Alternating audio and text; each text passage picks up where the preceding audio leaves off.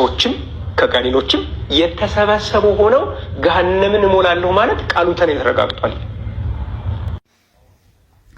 أعوذ بالله من الشيطان الرجيم بسم الله الرحمن الرحيم الحمد لله رب العالمين الصلاة والسلام على رسول الله صلى الله عليه وآله وسلم أما بعد فالسلام عليكم ورحمة الله وبركاته ودنا يتكبراتشو مسلم وندموچنا اهتوچه እንደምን ሰነበታችሁ ያው የሰማችሁት አጠቃላይ ሐሳቡ የተነሳው በሱረቱ ሰጅዳ 32ኛ ሱራ አንቀጽ 13 ላይ ያለውን ሐሳብ በተመለከተ ነው።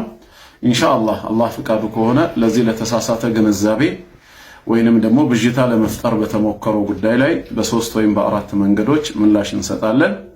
የመጀመሪያው ምላሽ ጥቅላዊ የሆነ ይሆናል። ጥቅላዊ መልሱ ምንድነው? አንቀጹ በአጠቃላይ የሚያወራው ስለ ካህዲያን ነው። ስለ አመፀኞች በዕለተ ትንሣኤ ስለተዘጋጀላቸው ድግስ ነው። አላህ ሰዎች በራሱ ምርጫ በራሱ ፍቃድ አስገዳጅ ሆኖ ላሳምናቸው ቢል ኖሮ ምንም እንደማያቀተው በመግለጽ ነገር ግን መጀመሪያውኑ አመፀኞችን ለመቅጣት ከሱ ዘንድ የተረጋገጠ ቃል ስላለ ለዛ ቃሉ ሲል አመፀኞችን በእሳት እንደሚቀጣ ነው እንጂ የሚናገረው ጀሃነም እሳትን ሊሞላላት ቃል ስለገባላት እሷን ለመሙላት ሲል ከሰውና ከጂኒ ያገኘውን እያነሳ እዛ ውስጥ ይከተል የሚል ከናካቴው ሐሳብ የለም። ይሄን ይበልጥ ለመረዳት ወደ ዝርዝር ሐሳቡን ገባና ከቁጥር 10 ጀምረን እንመልከተው። ምን ይላል ጌታችን በሱረቱ ሰጅዳ ምዕራፍ 32 ከቁጥር 10 ጀምሮ ወቃሉ እንዲህ አሉ ይላል። አሁን ከሃዲዎች መሆናቸውን ከኮንቴክስቱ ትረዳላችሁ። አኢዛ ضللنا في الارض እኛ በመድር ላይ ከጠፋን በኋላ ይላሉ ሞተው በመቃብር ዓለም ገብተው ከበሰበሱ በኋላ ማለት ነው። አኢና ለፊ ኸልቅን ጀዲድ አዲስ ፍጥረት ሆነን የምንቀሰቀስ ነን ይላሉ። አማኝ መቼም ትንሣኤ እንዳለ ያምናል ይቀበላል። ከሞትኩ ከበሰበስኩ በኋላ አልቀሰቀስም የሚለው ማን ነው? ከሃዲ ነው። ጌታችንም ምን አላቸው? በልሁም ይልቁኑ እነሱ ቢሊቃኢ ረቢሂም ካፊሩን ጌታቸውን በመገናኘታቸው ከሃዲዎች ናቸው። አያምኑም። ነገ ጌታችን ፊት እንቆማለን ሂሳብ እንደረጋለን የሚለውን አይቀበሉም። ቁል በላቸው የተወፋኩም መለኩል መውት الذي ወኪለ ቢኩም በእናንተ ላይ የተወከለው የሞት መልአክ ይገላችኋል በላቸው። መልአክ ሞት በተወሰነው ቀን ላይ መጥቶ ሩህ እንደሚወስድ እንደሚገድል ይናገራል። ከዛስ ثم الى ربكم ترجعون ከሞት በኋላ ደግሞ ወደ ጌታችሁ ትመለሳላችሁ። ወለው ተራ ብታይ ኖሮ ይላል። አሁን አስተውሉ በደንብ ኢዚል ሙጅሪሙን ናኪሱ ሩኡሲሂም እነዚህ አመፀኞች ራሶቻቸውን አንገቶቻቸውን ያቀረቀሩ ሆነው عند ربهم በጌታቸው ዘንድ ምን ይላሉ? ረበና ጌታችን ሆይ አብሰርና ሁሉን ነገር አሁን አይተናል ተገልጾልናል እያሉ ነው። ወሰሚዕና ሰምተናል። ስለዚህ ፈርጅዕና አንዴ ወደ ምድር ዓለም መልሰን ናዕመል ሷሊሃ መልካም ስራ ሰርተን አማኝ ሆነን እንምጣ። ኢና ሙቂኑን ሁሉን ነገር አረጋግጠናል አሁን እርግጠኞች ሆነናል ይላሉ አለ። ትንሣኤ የቅጣቱ ቃል ከተወሰነባቸው በኋላ ጌታችን አላህ ምን አለ? ወለው ሺእና ብንሻማ ኖሮ አለ በራሱ ፍቃድ በራሱ ፍላጎትማ ቢሆን ኖሮ ምን ያደርግ ነበር? ለአተይና ኩለ ነፍሲን ሁዳሃ ነፍስን ሁሉ ቅንነቷን በሰጠኋት ነበር ነው ያለው። አጠማት ነበር ሳይሆን ያለው ቅንነቷን ሰጥቼ አማኝ አድርጋት ነበር። እሱ አንድን ነገር ማድረግ ከፈለገ ምንም ሊያቀተው ስለማይችል እኔ ብሻና በፈልግ ኖሮ የአደምን ዘር ሁሉ ነፍስን በጠቅላላ አማኝ አደርግ ነበር አለ። ለምን አላደረገም ስንል ከሱ ሂክማ ከጥበቡ ጋር አይሄድም። ሰውን ሲፈጥረው ነፃ ፍቃድ ያለው ፍጡር አድርጎ ስለፈጠረው ከፈቀደ እንዲያምን ካልፈቀደ እንዲክድ እድሉን አመቻችቶለታል። ስለዚህ በተሰጣችሁ እድል እናንተ አመጻችሁ ሙጅሪም አመፀኛ ሆናችሁ ነው አይደል ዛሬ ነገ የመጣችሁት። ተመልሰን ወደ ምድር ዓለም መልሰን አማኝ እንሁን ምትሉት ምንድነው? ያንን ማድረግማ ብሻ ኖሮ ሁላችሁንም አማኝ አደርግ ነበር። ነገር ግን እኔ ዘንድ ያለው ቃል ኪዳን ምንድነው? ወላኪን ሐቀል ቀውሉ ሚኒ ከኔ ዘንድ የቅጣቱ ቃል ግን ማን ነው?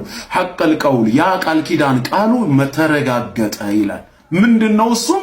ለአምለአነ ጀሃነመ ሚነል ጂነቲ ወናሲ አጅመዒን ጀሃነምን ከሰዎችና ከጂኖች የተሰበሰቡ ሆነው በእርግጥ እሞላታለሁ ማለት ነው። ስለዚህ እናንተ በቅጣታችሁ በአመጻችሁ ምክንያት ከአጋንንቶች ጋር ጀሃነም እሳት ትሰበሰባላችሁ፣ ትሞላላችሁ ነው።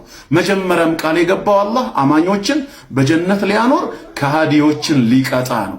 በዚህ አንቀጽ ላይ ከሰዎችና ከጂኖች የተሰበሰቡ ሆኖ ሲል እነዚህ ሰዎችና ጂኖቹ አመፀኛ ከሃዲዎቹ እንጂ አማኞች አይደሉም። በምንም መልኩ አማኝ ጀሃነም አይገባም ነው። ይበልጥ እንድንረዳ ደግሞ ቀጥሎ ምንድነው ያለው? ፈዙቁ ቅመሱ ይላቸዋል አላህ ቅጣትን ቢማ ነሲቱም ሊቃአ የውሚኩም ሃዛ የዚህን ቀናችሁን መገናኘትን በመርሳት ችላ በማለታችሁ ምክንያት አለ። ትንሣኤን የሚረሳ ከሞትኩ በኋላ አልቀሰቀስም የሚል በጌታዬ ፊት ቆሜ ሂሳብ አልደረገም የሚል አማኝ ነው እንዴ? ከሃዲ ነው፣ አመፀኛ ነው። ስለነሱ ነው የሚያወራው። አሁንም አላህ ምን አለ? ኢና ነሲናኩም እናንተ ቀናችንን ችላ በማለታችሁ ምክንያት እኔም ችላ አልኳችሁ ተውኳችሁ። ወዙቁ ዐዛበል ኹልድ የመዘውተሪያ ቅጣትን ቅመሱ ቢማ ኩንቱም ተዕመሉን ትሰሩ በነበረው ክፉ ስራ ምክንያት ይላቸዋል። ስለዚህ ከኔ ዘንድ ያለው የቅጣት ቃል ወይም ቃሉ እኔ ዘንድ ተወስኗል ተረጋግጧል የሚለው አመፀኛን ሊቀጣ ነው እንጂ ሌላ አይደለም። ይበልጥ ጀሃነምን የሚሞላት በኢብሊስና በተከታዮቹ እንጂ በንጹሃን አማኞች እንዳልሆነ በብዙ የቁርአን ክፍል ነግሮናል። ለምሳሌ ሱረቱል አዕራፍ ምዕራፍ 7 ቁጥር 18ን ብንመለከት አላህ ኢብሊስን ምን አለው? ቃለ ኽሩጅ ሚንሃ አንተ ከሷ ከጀነት ውጣ መዝኡመን መድሑራ የተባረርክ ውዳቂ የተወገዝክ ስትሆን ውጣ። ለመን ተቢዐከ ሚንሁም ከነሱ ውስጥ አንተን የተከተለ አለ። ነቢያትን የተከተለ ሳይሆን ማንን? ኢብሊስን፣ ሰይጣንን። አንተን የተከተለህን ለአምለአነ ጀሃነመ ሚንኩም አጅመዒን ከናንተ አንድ ላይ የተሰበሰባችሁ ሆናችሁ ጀሃነምን እሞላታለሁ አለ። ይሄ ነው ከኔ ዘንድ የተረጋገጠ ቃል ያለው። ኢብሊስንና ተከታዮቹን ከአጋንንት ከጂኖችና ከሰው ኢብሊስን ሰይጣንን የተከተሉትን ሊሞላ ነው እንጂ አላህ አማኞችን እቀጣለሁ አይደለም ያለው። በተጨማሪ በሌላ ቦታ በሱረቱ አሳፋት 38ኛው ማን ነው? ሱረቱ ሳድ 38ኛውም ላይ ብታዩ ከ82 እስከ 85 ኢብሊስ የተባረረ ጊዜ አላህን እስከ ቅያም ቀን ድረስ አቆየኝ ብሎት ነበር። ጌታችንም ከሚቆዩት ነህ ሲለው ቃለ ፈቢዒዘቲክ ይላል ከቁጥር 82 ጀምሮ በአሸናፊነትህ በእልቅና ይሁንብኝ ለኡግዊየነሁም አጅመዒን ባሮችህን በጠቅላላ አሳስታቸዋለሁ አጠማቸዋለሁ ኢላ ዒባደከ ሚንሁሙል ሙኽለሲን ጥርት አድርገው አንተን የሚገዙህ ባሮችህ ብቻ ሲቀሩ ቃለ አልሐቅ አለ ጌታችን እውነቱም ከኔ ዘንድ ነው። ወልሐቅ አቁል እኔም እውነቱን እላለሁ። ለአምለአነ ጀሃነምን እሞላታለሁ አለ። ለማን በማን ነው የሚሞላት? ሚንከ ካንተና ወሚመን ተቢዐከ ሚንሁም አጅመዒን ከነሱ ውስጥ አንተን የተከተሉህን በጠቅላላ የተሰበሰቡ ሆነው ከአጋንንትና ከሰው ዝርያ ኢብሊስን የተከተሉት በክህደት በኃጢአት እሱን የመሰሉትን አላህ ጀሃነም እሳት ሊሞላ ነው እንጂ ቃል የገባው አማኞችን ሊከታ አይደለም። ሶስተኛ ማስረጃ ካስፈለገ ሱረቱ ዙመር ቀጣዩ ሱራ 39ኛውን ከ71 ጀምሮ ማየት ይቻላል። ወሲቀ الذين كفروا الى جهنم زمرا ይላል። እነዛ የካዱት ነው ያለው ያመኑት አላለም። ወደ ጀሃነም ጭፍሮች የተሰበሰቡ ሆነው ይመጣሉ። ሐታ ኢዛ ጃኡሃ በመጧትም ጊዜ ፉቲሐት አብዋቡሃ ደጃፎቿ የጀሃነም ይከፈታሉ።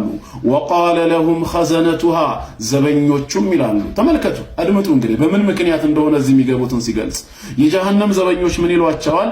አለም ያእቲኩም ሩሱሉም ሚንኩም ምን ነው ከናንተ የሆኑ መልእክተኞች አልመጡላችሁ? በምድር ዓለም ሳላችሁ ዛሬ ለዚህ ውርደት ለዚህ ቅጣት ከመዳረጋችሁ በፊት መልእክተኞች መጥቶላችሁ አልነበረም እንዴ?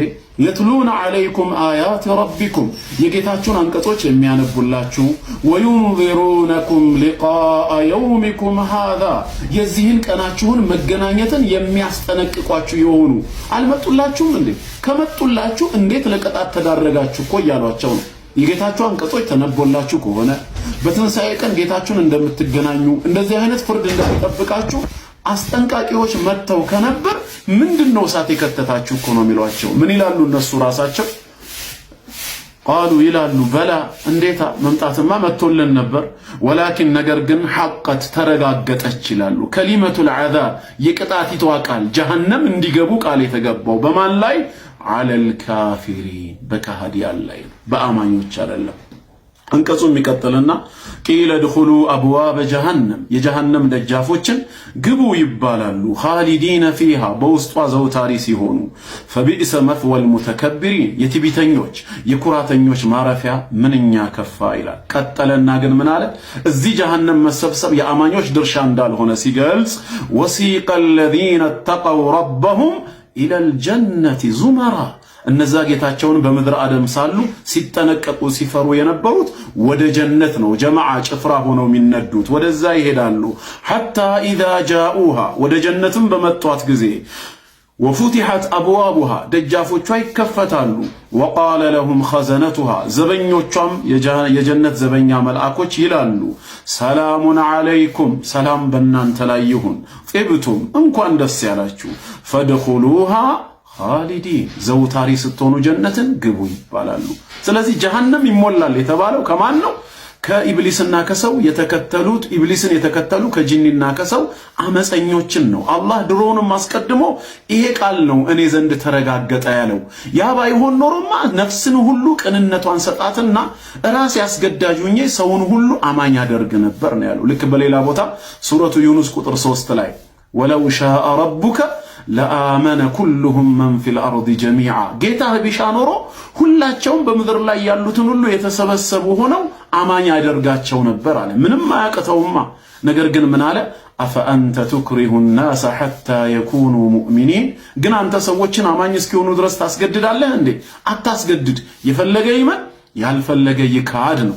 ይሄ ነው መልእክቱ ሱረቱ አልካህፍ 18ኛው ሱራ وقل الحق من ربكم اونتو كجيتاچو زند ነው ብለህ ነገራቸው فمن شاء فليؤمن ومن شاء فليكفر የፈለገ ያዋጣኛል ያለ ሰው ይመን እንቢ ያለ ሰው ደግሞ ቅጣቱን ያገኛል ይካድ ነው ያለው ይሄ ነው እንጂ መልእክቱ አላህ ዝም ብሎ ሰውና ጂኒን እሳት ይከታል አይደለም እውነት ሰዎቹ እንደሚሉት ሌላው ሶስተኛው ምላሻችን ጌታችን ሰዎችን እሳት መክተትንማ ቢፈልግ ኖሮ አላማው ዝም ብሎ ጀሃነም መሰብሰብ ቢሆን ኖሮ ታዲያ ሁላችንንም ድሮ አያጠፋንም ነበር እኛን ጀሃነም እሳት የሚከትበት እውነት ምክንያት አላገኘም ራሱ እኮ ነግሮናል ሱረቱ ፋጢር 35ኛው ሱራ አንቀጽ 45 የመጨረሻው አየት ላይ ምንድነው ያለው አዳምጡ ወንድም እህቶች በተለይ ይሄን አየት ወለው يؤاخذ الله الناس بما كسبوا አላህ ሰዎችን በሰሩት ስራ ምክንያት በቅጣት ቢይዛቸው ኖሮ አለ ወዲያውኑ ما ترك على ظهرها من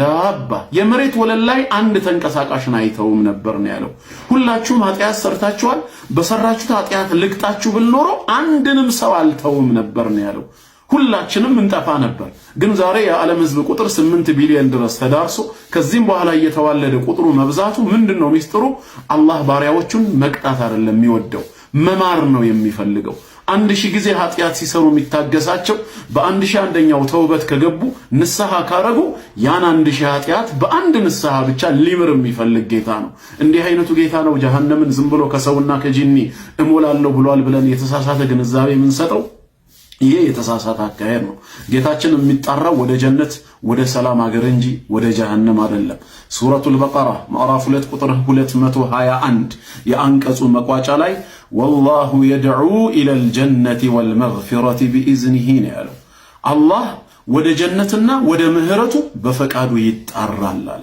ጥሪው ወዴት ነው ኑ ለማራችሁ ንስሐ ግቡ ነው ጥሪው ወዴት ነው እመኑ ጀነትን ልስጣችሁ ነው ويبين آياته للناس አንቀጾቹንም ለሰዎች ያብራራል لعلهم يتذكرون ይገሰጹ ዘንድ ይላል ሱረቱ ዩኑስ ምዕራፍ 10 ቁጥር 25 والله يدعو الى دار السلام الله ወደ ሰላም ሀገር ወደ ጀነት ይጣራል ወደ ጀሃነም ሳይሆን ويهدي من يشاء الى صراط مستقيم ከባሮቹም የሚሻውን ወደ ቀጥተኛው መንገድ ይመራል በማለት ጥሪው ወደ ምህረት ወደ ጀነትና ወደ ሰላም ሀገር ነው ስለዚህ ሰዎችና ጂኖች ብሎ በጥቅሉ መልክ ቢቀርብም በሌላ ቦታ ግን በዝርዝር እንደቀረበው አመፀኛ ከሃዲዎችን ለማለት ተፈልጎ እንጂ ሌላ አይደለም ዝም ብለን ሳይገባን እኛው ተሳስተን ሰዎችን ለማሳሳት መጣር የለብንም አምላካችን አላህ በምህረቱ አይቷቸው ኃጢአታቸውን ምሮ ፍጻሜያቸውን አስተካክሎ ለጀነት ከሚያበቃቸው ባሮቹ ያድርገን።